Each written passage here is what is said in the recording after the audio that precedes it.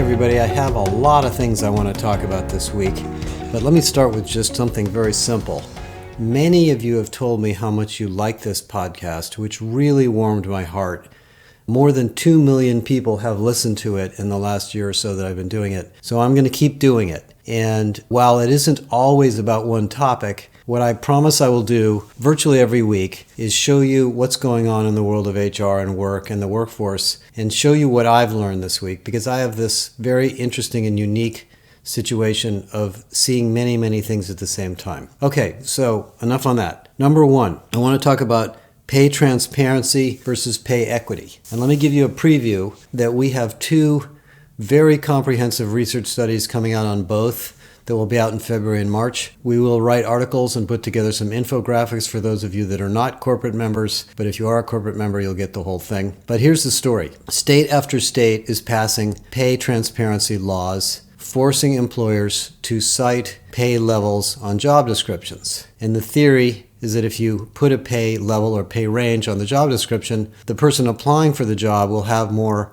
bargaining power and will understand what their wage should be. Because there's research that shows that women, for example, are less interested in negotiating a high wage than men. And there's other, issues that if you've been underemployed or underpaid in the past, you will never catch up. Makes perfect sense. However, if you really look at the research that drives pay equity, this is not the right solution. And here's what the research shows. First of all, pay equity, as you'll read all about in the research, has to do with paying people fairly for the level, the job, the contribution, and many, many aspects. It's a very complicated equation. And in most companies that are well run, as you'll see from our research, there are a lot of disparities in pay because of performance and because of other factors, skills being one of them. So we don't want to equalize pay. That is not the idea. Now, you would think that pay transparency would give more bargaining power to the candidate. But several really interesting academic studies that have done multi-year analysis of this in different states have shown that that is not true. Because what happens is if the employer believes they have to disclose pay levels for every job, they have a reason not to give you a raise. Imagine you go to your boss, and I've done this happened to me at IBM, and you say, I'm kind of frustrated with my salary, I think I'm due a raise, and your boss goes, hey, I'd love to give you a raise, but I can't. Because if I give you a raise, I've got to give all these other people a raise. And I can't do that. It wouldn't really be good for the company. And actually, the data shows that companies that have a lot of pay transparency have lower average pay for the same jobs. So just be careful with all of these laws that are trying to move in that direction. They have adverse effects. And stay tuned for more on the research. Okay, that's topic number one. Topic number two, the labor market. It's actually fascinating what's going on in the economy. I think we're watching a slow motion car crash. In other words, the GDP grew by 2.9% in Q4 after about 3.2% the prior quarter. So it grew a lot. That's actually quite a bit. But it's slowed. We're still hiring people, but it's slowed. Economic activity is slowing. Housing starts are slowing. Credit card debt is rising. So even though we don't have this crashing effect going on, things are slowing down. And so what that tells me, as somebody who's been around for almost 67 years, that we're probably going to have a slowing year. And in the predictions, I talked a lot about this and the implications of this. Now, the employment situation is completely different. The demographic drought, as it was defined by MZ, is getting worse. The number of people working is somewhat depressed, baby boomers are retiring, and the unemployment rate remains low. In fact, according to some research that just came out in the Wall Street Journal on Friday, it's 3.5% in the US, for example, as of December. But some of the states, like Utah, it's below 3%, it's in the 2s, including North Dakota, South Dakota, Texas, Florida. So if you think you're going to be out there hiring all sorts of great people to staff your stores, Chipotle just said they're going to have to hire, I don't remember the number, 10 or 15,000 new people. Well, I found out that Chipotle has a 196% turnover rate. You are going to have to fix the retention problem, which gets back to this thing we talked about a couple of months ago called the 4 Rs. Recruit, retain, reskill, redesign. This whole idea of systemic HR that we're going to talk about all year, and we're going to publish some research on it around our conference, has to be your strategy to deal with this labor market. And even if we do slip into some sort of a slow-moving recession, I don't think there's going to be that many people out there looking for work. By the way, one more interesting piece of information on that topic. Kathy and Nahal and Stella and I have been digging around on hybrid work and looking into some research we're doing on productivity and internal mobility, and we found a bunch of research on gig work. And what we discovered through some surveys that have been done by McKinsey and others, that roughly 35, almost 40% of Americans, now this is United States data, but it could be higher in other countries, are now doing gig work. They are doing contract work, they are doing side hustles, they're creators, they're making money on YouTube or Instagram, they're driving Uber cars, whatever. And their analysis also shows that those people who have multiple sources of income are happier, more optimistic, and more excited about the future than those of us that are wage slaves. I'm not saying our company's like that, but many of us are working for one company. And now a couple of thoughts about that. First of all, we as employers need to get a better handle on this contract work issue, which is another topic which I wrote about in this research we call the pixelated workforce. But the second thing is internal mobility and gig work inside of the company can create that same level of happiness and satisfaction as it creates outside of the company. If I get a chance to do something really fun, a project, maybe I get a bonus for doing it inside of the company, I don't need to go find gig work on the outside. And so all of this interesting activity that's going on with talent marketplaces and internal mobility really should lead to contract, gig, and project work inside of the company across business unit boundaries and across functional boundaries. So there's some things for you to think about as the year ahead continues. Number 3, some research that came out of Microsoft on Thursday. Now, Microsoft is doing a lot of things right now. You know they've invested in GPT-3 and Chat-GPT. It appears that most of that investment is giving the company computing power, but they could end up putting it into Microsoft products. I'm going to talk about Chat-GPT in a minute. But this research is a little bit different. What they did is they surveyed several thousand, or maybe it was more than 2,000 or 3,000 people, and asked them a bunch of questions about their tools and their productivity and their work environment. And the results are actually kind of surprising. 72% of the people surveyed think they have too many tools for collaboration at work. And I've talked about this a lot. I mean, I think it's nuts how many things we have to interact with at work. They're kind of trying to sell you to buy Microsoft Teams, but they don't really explicitly say that. This is real research. So simplify your tech stack, simplify your work experience. We all know this. Number 2, 59% believe that the tools they're using at work do not allow them to do their jobs better. Now that's pretty significant. Things like Zoom and Teams and WebEx and many of the video conferencing tools that we have in many ways are kind of first generation systems.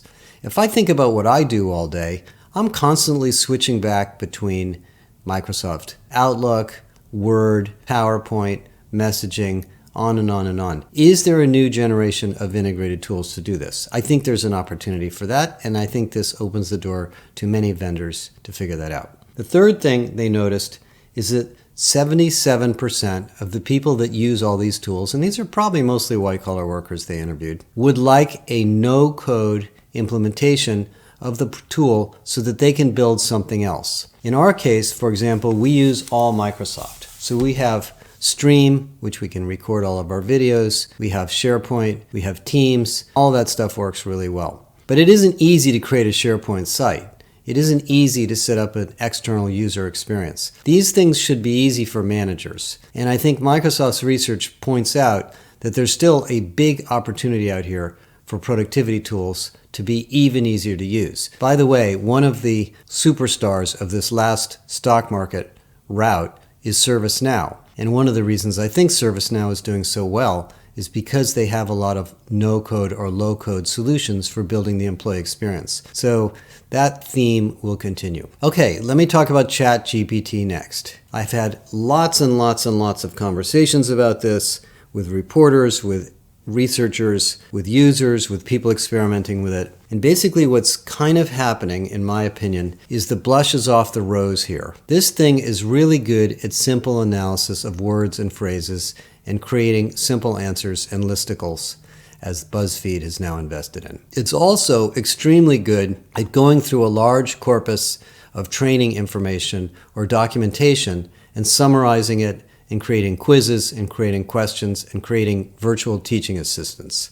Those are massively big markets. I know Udemy is working on this, CoRise is working on this, other companies are working on this. I think all of you that are in the training space should be looking at this. But the technology is still very immature. And let me point out, I've updated the article that I wrote last week with some new links, but one of the links is some stuff that Kieran Snyder, the CEO of Text.io, did, where they actually took job classification questions, job descriptions, and interview questions, and put them into the system and very craftily tried to trick the system to see if it was gender biased and racially biased. And it was. It tends to assume that nurses are women, and it writes things about nurses as if they're women. It tends to assume that African American people have less confidence than Caucasian people. Now, it's not doing that because it's psychologically biased. It's just scanning all sorts of information on the internet and picking up these signals. So there's lots of interesting work to do here with Chat-GPT. I remain, by the way, very, very optimistic about this technology. I don't think OpenAI will be the only player, as I talked about before. I think there will be many, many corporate applications to this.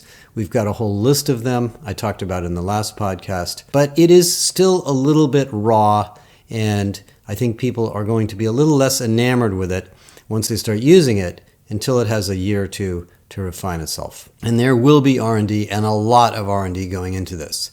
And we'll stay tuned to see what comes next from Google and some of the other big players. Okay, let me talk a little bit about hiring. I had a very interesting dinner this week with 10 senior HR people from mostly West Coast companies, but a couple of East Coast companies, Yelp, Salesforce, Expedia, BlackRock, a few others. And we were mostly talking about hiring. It was hosted by a company named Handshake, which is the leader in communication, recruiting, and support for young employees or early career employees graduating from college. And so we had a lot of conversations about how to best hire diverse slate of candidates for early careers. And by the way, one of the people that was in the room was the ex-CHRO of Tesla. So we had a very interesting conversation about that. But the basic conclusion we all came to, more or less all 10 of us, was that there's this strange conflict between the degree and the pedigree of the college and the skills or perceived skills of the candidate. And I told them that in my experience, doing many, many studies and talking to hundreds of companies about this, is that generally speaking, almost every company reaches the conclusion that the college degree is a very weak signal of how successful somebody will be at work. Much stronger signals are prior work experience, the person's culture fit,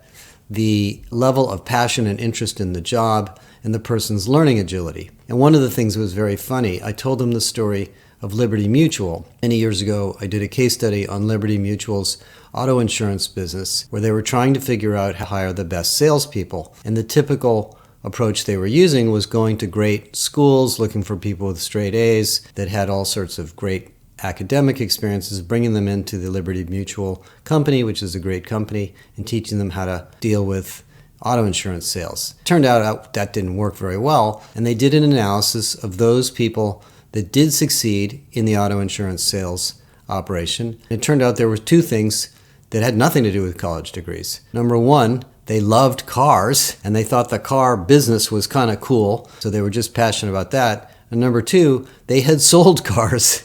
And I told this story, and one of the people in the dinner who used to work at Salesforce told me they had the same experience. They used to hire people with college pedigrees at Salesforce in the early days, and they found out it wasn't predicting success, but car salesmen were the best salespeople for Salesforce.com. So just take that as an idea to thread through your recruiting process as you think about how difficult it is to hire. In our particular case, we're hiring a fair number of people given how small we are. We do a very extensive analysis of cultural fit of people, and we really look at what they know how to do and what they have done. And we don't look at really that much about where they worked or where they went to school. And it's worked out very, very well for us. We've had virtually no turnover at all. Next thing I want to talk about a little bit is layoffs. One of the things that happened this week is I had a couple of podcasts and interviews with reporters on what's going on with layoffs. And one of the questions that came up many, many times, it seemed like, was how do you take care of the people that are the survivors of a layoff? Obviously, doing a layoff is difficult, but what about everybody else? And I recalled a situation I was in twice in my career where a bunch of people were laid off around me. Once at IBM in the 1980s when Lou Gerstner came in, and once in the 1990s when I was at Sybase and a new management team came in. And in both cases, I was one of the survivors. And I remember at the IBM situation, I used to work at 425 Market Street, which is a big building downtown San Francisco. I was on, I think, the 14th floor or something. And there were maybe 300 people on that floor, open desks, talking and doing work and everything. After the layoff, I was the only one on the floor. The only one left. I don't know how that happened, but I went into work and there was no one there. My boss was in another state and I was just flabbergasted. And I literally spent 2 weeks wondering if I even should come into the office. Same thing happened at Sybase. I happened to be in an office in Emeryville that was a closed office, but in a floor that had a lot of cubicles and other people in it. And the layoff happened. There was a little bit of a slip. Somebody sent an email Friday afternoon that inadvertently notified people that something was coming. Everybody was kind of ready for it. Monday morning, all the layoff notices took place. People went home Monday midday. They had like 2 hours to clear out their desks. And again, I sat in my office looking around thinking, now what do? I got to make new friends because there's nobody here. So the point I'm making is that maybe the most important thing for the people that are left, and this can go for all of the tech companies and anybody else, is now what is the plan? Yes, we understand you had to lay people off to save money. Maybe we could disagree on who you laid off and how you did it, but what is the plan now? Because immediately after this happens, everybody says, maybe I'm next. Maybe the company's going out of business. Maybe the management team doesn't know how to run this place, et cetera, et cetera, et cetera. So let me just give you that as something to think about if you're going through a layoff, if you're planning a layoff, or if you think it might come sometime this year. And I do think there will be more. I'm not a pessimist at all, but I think we have to shake off this 15 years of zero interest rates, and we have not shaken it off yet. There's still a lot of speculation in the market. And I think consumer demand is probably going to go down before it goes back up. Okay, 2 more things, and then I want to wrap up. First of all, I want to give you some funny experiences I've had with our book. So the book, Irresistible, The 7 Secrets of the World's Most Enduring Employee-Focused Organizations, has been really applauded by many of you, and there's nothing that makes me happier than knowing that you're learning something from the book and finding it useful. That is really what this is all about. Nobody makes a lot of money writing a book, but it is a labor of love, and I put a lot of my heart and soul into that book. And I will read some chapters from the book in another podcast to come. But there's this funny thing that happens when you publish a book. You have to sell it on Amazon because most people buy books on Amazon. And Amazon has this weird, screwy thing where they sell ads on top of your book. And this is really where the DOJ should be spending their time. So when I go into Amazon and I look for my book, I actually find other books. And so you actually have to buy advertisement to sell the book that you wrote on Amazon. I'm not going to make any comments about this, but I have a feeling the DOJ has some more work to do to figure out what's going on over there. Oh, and one more thing on the book. If you have read it or you got a copy of it from a vendor or you bought it and you like it, please rate it on Amazon. It turns out that the SEO within Amazon is very dependent on the number of ratings, and hopefully you'll give it a good rating. Thank you. One more thing, the predictions. We published our predictions report this last week. I talked about it last week. It is a quite comprehensive labor of love that I do every year, and I really hope you use it for planning, not just for predicting, because it really doesn't predict things. It really shows you the trends. But the real message I wanted to make about it is something I wrote about in an article. It's activation. 2023 is not a year to ponder the future or put together a 10-year plan. It's to activate HR. You and we and I are going to be asked to do some very pragmatic, strategic things in our companies. We're going to have to get this skills thing figured out. We're going to have to fix retention. We're going to have to deal with job change and internal mobility. We're going to have to improve our focus on leadership and new models of leadership. We're going to have to clean up the HR tech mess. We're going to have to rationalize the HR function and integrate it into a systemic model. And I call it an operating system, not an operating model. We're going to have to pay attention to the industry changes going on in our industry and how the company is trying to move into the new industry. And we're going to have to move fast because some of the changes that are happening are very difficult. Intel had the lowest earnings and the lowest growth it's had for something like 20 years. Intel, for most of my career, is one of the best run companies in tech, and they have fallen behind in that industry. And that can happen to anybody. So activation is the word for 2023. Okay, well, I hope you enjoy the podcast. This was a little bit of a smattering of topics, and I will keep doing this as often as I can, and I always welcome your feedback. Thank you.